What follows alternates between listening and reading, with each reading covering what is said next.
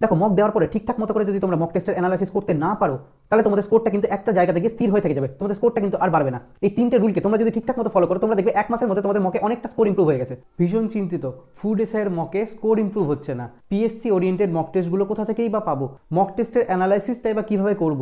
Exam হতে হাতে আর কতদিন সময় রয়েছে? সো অনেকেরই এই ধরনের সমস্যাগুলো হচ্ছে। সো আজকের এই ভিডিওতে আমি আলোচনা করব কিভাবে তোমরা মকে স্কোর ইমপ্রুভ করবে, তোমাদের এক্সাম হতে আর কতদিনই বা সময় রয়েছে, পিএসসি ওরিয়েন্টেড মকগুলোই বা তোমরা কোথা থেকে পাবে, ইনফ্যাক্ট মক দেওয়ার পর মকটাকে যে ঠিকঠাক মতো অ্যানালাইসিস করতে হয় সেই অ্যানালাইসিসটা বা তোমরা কিভাবে করবে, প্রত্যেকটা জিনিস নিয়ে আমি আজকে আলোচনা করব। তো চলো ভিডিওটা শুরু করা যাক। নমস্কার আমি রিমান, ওয়েলকাম টু বিদ্যা কোষ। দেখো মকে স্কোর ইমপ্রুভ করতে হলে আমাদের তিনটে রুল মাথায় রাখতে হবে। এই তিনটে রুলকে তোমরা যদি ঠিকঠাক মতো ফলো করো তোমরা দেখবে এক মাসের মধ্যে তোমাদের মকে অনেকটা স্কোর ইমপ্রুভ হয়ে গেছে এবং তোমরা দেখবে হয়তো তোমাদের মকে স্কোরটা 85+ হয়ে যেতে পারে। বাট তোমাদেরকে ঠিকঠাক মতো করে আমি যে জিনিসগুলো বলছি সেইগুলোকে ফলো করতে হবে। সো রুল নাম্বার 1, প্রথমেই আমাদের জেনে নেওয়া উচিত কিভাবে আমাদের মক টেস্টগুলোকে দিতে হবে। দেখো মক টেস্ট দেওয়ার উপরে অনেক কিছু ডিপেন্ড করে যাচ্ছে। তোমরা যদি ঠিকঠাকভাবে সঠিক ওয়েতে মক টেস্ট দাও তোমরা দেখবে তোমাদের হাতে এক্সট্রা টাইম বেঁচে যাচ্ছে, আর এক্সট্রা টাইম বেঁচে যাওয়া মানেই তোমরা সেই টাইমগুলোকে সে অন্যান্য কোশ্চেনে গিয়ে দিতে পারবে, যার ফলে সে এক্সট্রা নাম্বার ক্যারি করতে পারবে। সো সেই জন্য সঠিকভাবে মক টেস্ট দেওয়াটা ভীষণ ইম্পর্টেন্ট। সো যখনই তোমরা মক টেস্ট দেবে আগে অলরেডি একটা প্রি প্ল্যান তৈরি করে রাখো যে এই প্ল্যানের উপর তোমরা মক টেস্ট দেবে। দেখো সেই প্ল্যানটা আমি তোমাদের বলে দিতে পারি। জেনারেলি এটা অনেকের ক্ষেত্রে অনেক রকম হয়ে থাকে, বাট যেহেতু ফুড এসআইতে আমাদের মাত্র দুটো সাবজেক্ট থাকছে, একটা ম্যাথ এবং আর একটা জিকে, সেই ক্ষেত্রে আমাদের প্রত্যেকেরই অলমোস্ট দেখবে যে কি 90% কেসে যে একই রকম প্ল্যান তারা ফলো করছে। বেশিরভাগ স্টুডেন্ট দেখবে তারা হয়তো জিকের কোশ্চেনগুলোকে আগে করবে, কারণ আমাদের এখানে কোশ্চেনগুলো কিন্তু একসঙ্গে থাকে না, আলাদা আলাদা করে সেপারেট করে দেওয়া থাকে সেকশন ওয়াইজ। জিকের সেকশনটা আলাদা থাকে এবং ম্যাথের সেকশনটা আলাদা থাকে। সেই জন্য আমি আগে বলবো সব থেকে প্রথমে তোমরা জিকের সেকশনে হাত দাও এবং জিকের সেকশনে হাত দিয়ে সেখানে তোমরা টাইম ওয়েস্ট করবে না। অনেকে দেখবে জিকে প্রথমে করতে গিয়ে তারা হয়তো অনেকটা টাইম এক্সট্রা নিয়ে ফেলবে। তো সেই জন্য জিকেটা যত তাড়াতাড়ি পারবে তত তাড়াতাড়ি সলভ করার চেষ্টা করো। যত তোমরা এখানে লেট করবে তত বেশি তোমাদের ম্যাথে অসুবিধা হবে। এবং জিকে করার জন্য আমাদের সেকেন্ড টাইম আসার কোনো রকম কোনো দরকার নেই। প্রথমে একটা ওয়ান গো, তোমাদের যা পারলে করলে, যা পারলে না করলে না। আর জিকের ক্ষেত্রে তোমাদের যদি অল্প স্বল্প রিস্কও নিতে হয়, যদি হয়তো তোমরা একটা অপশন বা দুটো অপশন এলিমিনেট করে রিস্ক নিতে চাইছো, তো সেক্ষেত্রে তোমরা তোমাদের মতো ক্যালকুলেটিভ ওয়েতে একটা রিস্ক নিতে পারো, বাট একটা ওয়ান গোতে সেই রিস্কটা নিতে হবে। তার জন্য তোমাদের সেকেন্ড টাইম আর ফিরে আসা যাবে না। এবার চলে এসো তুমি ম্যাথের সেকশনে। দেখো যখন তুমি ম্যাথের সেকশনটা অ্যাটেম্প্ট করবে তখন তোমাদের কি কি সমস্যা হতে পারে। দেখো এখানে ম্যাথের সেকশনগুলো এমনভাবে সাজানো হয়, তোমরা দেখবে যে 25টা কোশ্চেন একটু ইজি টাইপের কোশ্চেন হয়, আর বাকি 15টা কোশ্চেন থাকে কি একটু মডারেট লেভেলের কোশ্চেন থাকে, এবং বাকি 10টা কোশ্চেন থাকে যেগুলো একটু আমি টাফ ক্যাটাগরিতে রাখছি। এখানে টাফ মানে একটু টাইম টেকিং হতে পারে, ব্যাস, এর থেকে আর বেশি কিছু না। কোশ্চেন পরে তুমি যদি বুঝতে পারো এটা তোমার রেঞ্জের কোশ্চেন, তুমি কোশ্চেনটা করতে পারবে, তাহলে তুমি কোশ্চেনটাকে সঙ্গে সঙ্গে অ্যাটেম্প্ট করো এবং সঙ্গে সঙ্গে ভীষণ তাড়াতাড়ি অঙ্কটা করে সঙ্গে সঙ্গে তুমি এটা দাগ দিয়ে বেরিয়ে যাও। কোনো একটা কোশ্চেনে তোমার মনে হচ্ছে যে এই কোশ্চেনটা তোমাকে আটকাতে পারে, অথবা কোশ্চেনটা কোনো রকমভাবে ক্যালকুলেটিভ হতে পারে, তুমি পারবে, বাট তুমি বুঝতে পারছো যে কোশ্চেনটা হয়তো কোনো রকমভাবে হয়তো ক্যালকুলেটিভ হবে।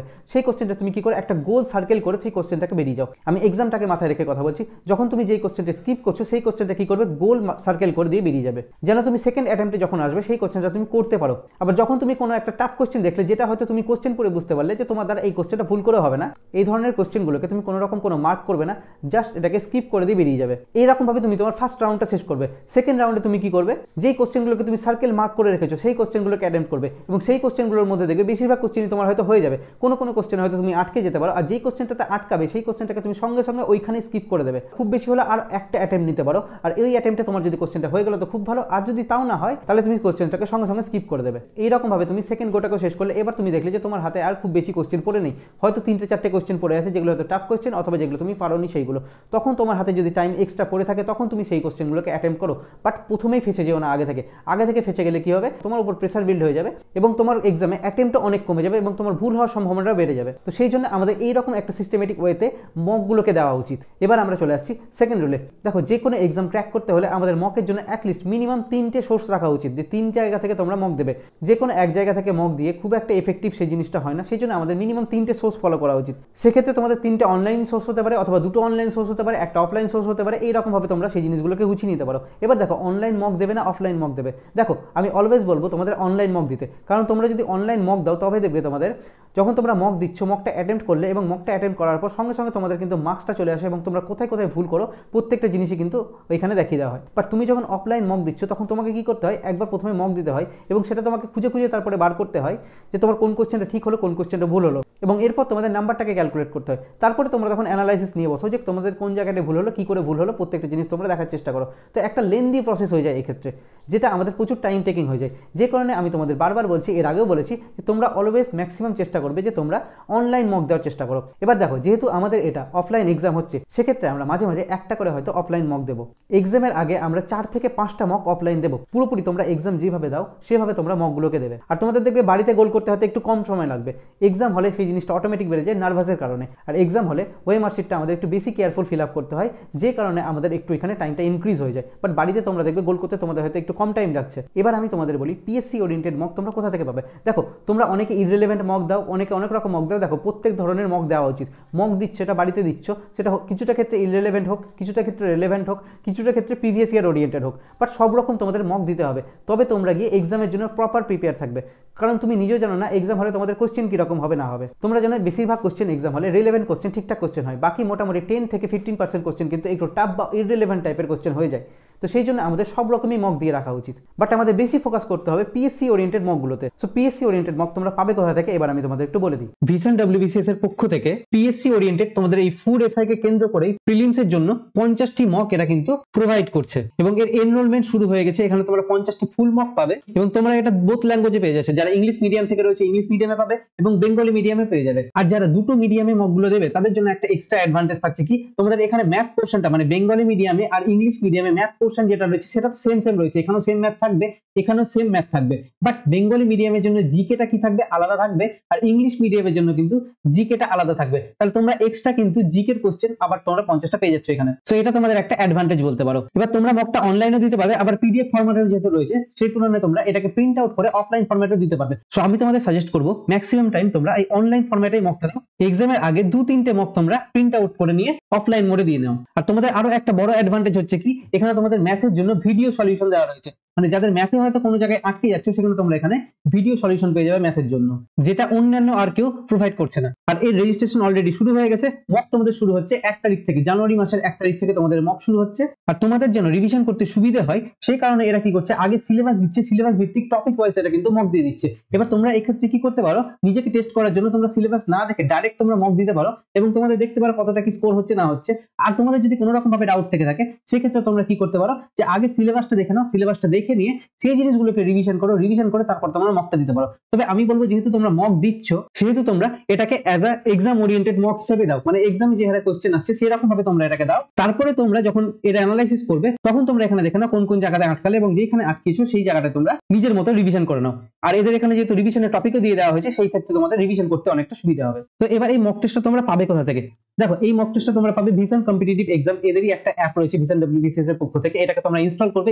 ইনস্টল করার পর যেমন ভাবে এটা রেজিস্ট্রেশন করতে বলবে সেভাবে রেজিস্ট্রেশন করে নেবে। তারপরে দেখবে রেজিস্ট্রেশন করার পর একটু স্ক্রল করবে, দেখবে এই নিচে এই পিএসসি ডব্লিউবিপিএসসি সেকশনটা চলে আসবে। এইখানে তোমরা ক্লিক করবে। এটাকে ক্লিক করার পরে তোমরা এখানে দেখতে পাবে এত কিছু কন্টেন্ট রয়েছে এদের, এবং এখানে দেখবে তোমরা ফুড এসআই এর জন্য দেখবে মক টেস্ট রয়েছে এখানে। ওকে, তাহলে তোমরা এই সেকশনটাতে ক্লিক করবে। ক্লিক করার পরে তোমরা দেখতে পাবে এরকম একটা তোমাদের ইন্টারফেস আসবে। এখানে তোমরা এই কন্টেন্ট পার্টটাতে ক্লিক করবে। এই কন্টেন্টে ক্লিক করবে, দেখবে তোমাদের নেক্সট ইন্টারফেস চলে আসবে এরকম ভাবে। এখানে তোমরা দেখতে পাচ্ছ কি ফুড এসআই এর মক শিডিউল দেওয়া রয়েছে, কি রকম ভাবে তোমাদের এখানে মক দেওয়া হবে না দেওয়া হবে সেই জিনিসগুলো দেওয়া আছে। এখানে তোমাদের একটা ডেমো টেস্ট দিয়ে রেখেছে, প্লাস তোমাদের এখানে 50টা ফুল মক এখানে দেওয়া রয়েছে। এবার এখানে তোমরা কি দেখতে পাচ্ছ, এই ফুল মকে ক্লিক করার পরে তোমরা এখানে দেখতে পাবে ইংলিশ মিডিয়াম এবং বেঙ্গলি মিডিয়াম। যারা ইংলিশ মিডিয়াম থেকে মক দিতে চাইছো তারা ইংলিশ মিডিয়ামে ক্লিক করবে, আর যারা বেঙ্গলি মিডিয়াম থেকে মক দিতে চাইছো তারা বেঙ্গলি মিডিয়ামে ক্লিক করবে। তারপর তোমাদের এখানে দেখবে মক টেস্ট রয়েছে, 50টা মক টেস্ট দেওয়া থাকবে, এবং এদের মকটা আস্তে আস্তে আপডেট করছে। খুব অল্প দিনের মধ্যেই তোমাদের এই মক টেস্ট গুলো কমপ্লিটলি আপডেট হয়ে যাবে, এবং তোমরা 1 তারিখ থেকে, জানুয়ারি মাসের 1 তারিখ থেকে তোমরা মক টেস্ট দিতে পারবে।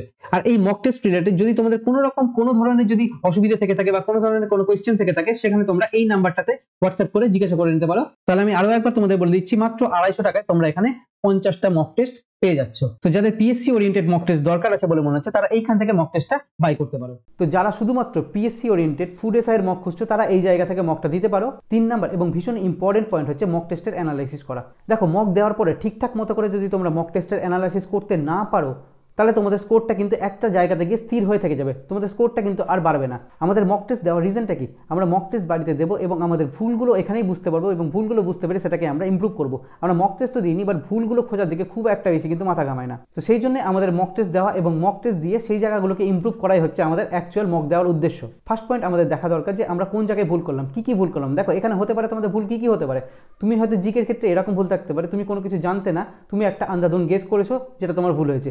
আবার এরকম কিছু হয়েছে কি তুমি জিকের কোশ্চেনটা জানতে, বাট তোমার কোনো রকমভাবে কনফিউশন ক্রিয়েট হয়ে যাওয়া, তুমি সেখানে ভুল অপশনটা মার্ক করে রেখেছো। তার মানে তুমি এখানে কি বুঝবে, তোমার এই জায়গাটা তোমার কনসেপ্টটা ক্লিয়ার ছিল বাট তোমার রিভিশন করা হয়নি, তাহলে তোমার ওই পার্টের রিভিশনটা করতে হবে। এমন কিছু কোশ্চেন থাকবে জিকের যেটা তুমি হয়তো জানো না, তাহলে বুঝতে পারলে যে কি ওই কোশ্চেনটা তোমার কোন কোন জায়গা থেকে এসেছিল, ওটার ফ্যাক্টটা তুমি হয়তো জেনে নিলে, এবং তোমার যদি সেটা খুব ভীষণই ইম্পর্টেন্ট ফ্যাক্ট বলে মনে হয়, তুমি সেটা তোমার বই বা খাতাতে যেখানে তুমি পড়েছো সেখানে ওই জিনিসটা তুমি অ্যাড করে নেবে। যখন তুমি রিভিশন করতে যাবে তখন তোমার যেন ওই জিনিসটা আরও একবার দেখা হয়ে যায়। এবার আমি চলে আসছি ম্যাথের ক্ষেত্রে। দেখো ম্যাথের ক্ষেত্রে আমাদের সমস্যাটা কোন জায়গায় হয়ে যায়, বেশ কিছু কোশ্চেন তোমরা জানতে, বাট তোমরা যখন মক দিতে বসেছিলে তখন তোমরা সেই কোশ্চেনগুলো করতে পারোনি। তখন তুমি দেখবে যে তোমার কোন জায়গায় ভুল হচ্ছিল, ক্যালকুলেশনে মিস্টেক করেছিলে নাকি না তোমার কনসেপ্টে ভুল হয়েছিল। এই দুটো জিনিস দেখে নিয়ে যদি ক্যালকুলেশনে মিস্টেক হয় তোমরা রেগুলার ক্যালকুলেশন প্র্যাকটিস করো, আর যদি তোমাদের কনসেপ্টে ভুল হয়ে থাকে তাহলে তোমার কনসেপ্টটা আরও একবার রিভিশন করো, এবং রিভিশন করার সঙ্গে সঙ্গে তোমরা একটা খাতা মেনটেন করো, এবং যেই কনসেপ্টের অঙ্কটা ভুল হলো ওই অঙ্কটা খাতাতে তুলে নাও, এবং ওই কনসেপ্টটা তোমরা যখন এর পরে আবার মক দিতে বসবে তখন তোমরা ওই কনসেপ্টগুলোকে আবার রিভিশন করে নেবে।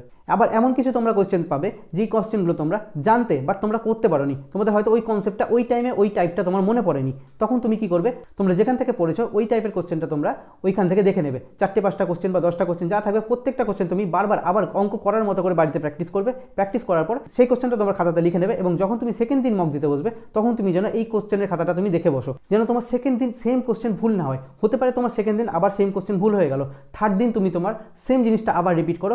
এই জিনিসটা তুমি বারবার করতে থাকলে তোমার দেখবে যে কি যে ভুলগুলো আগে হচ্ছিল সেই ভুলগুলো হওয়া কিন্তু পরে বন্ধ হয়ে গেছে। আমাদের এইভাবে খাতা মেনটেন করে পড়তে হবে, আদারওয়াইজ তোমরা কিন্তু ইমপ্রুভ করতে পারবে না। তোমাদের মনে হচ্ছে যে কি তোমরা দেখে নিলে, বাট তোমাদের এইভাবে ইমপ্রুভ হবে না, তোমাদের সেম জিনিস তোমরা এক্সাম হলে বারবার ভুল করে আসবে। এই জন্য এই জিনিসগুলোকে তোমাদের বারবার প্রত্যেকবার মক দেওয়ার আগে সেই জিনিসগুলোকে তোমরা দেখবে, দেখে তারপর তোমরা মক দিতে বসবে, তবেই তোমাদের ইমপ্রুভমেন্ট হবে। এরপরে তোমরা দেখবে তোমাদের কাছে এমন কিছু কোশ্চেন থাকবে যেগুলো তোমরা জাস্ট জানো না, কোনোদিনও তোমরা সেই টাইপটা করোনি, সেই টাইপের কোশ্চেনটা তোমরা সলিউশন দেখলে, এবং সলিউশন দেখে সেটা তোমরা খাতাতে তোমরা যেখানে যে চ্যাপ্টারে নোট বানিয়েছো সেখানে তোমরা একটা নিউ টাইপ বলে ওটাকে অ্যাড করে রেখে দিলে। আর এই মকটা আমি তোমাদের আরও রিকমেন্ড করলাম এই কারণে, কারণ তোমাদের এখানে ম্যাথের ভিডিও সলিউশনও দেওয়া রয়েছে।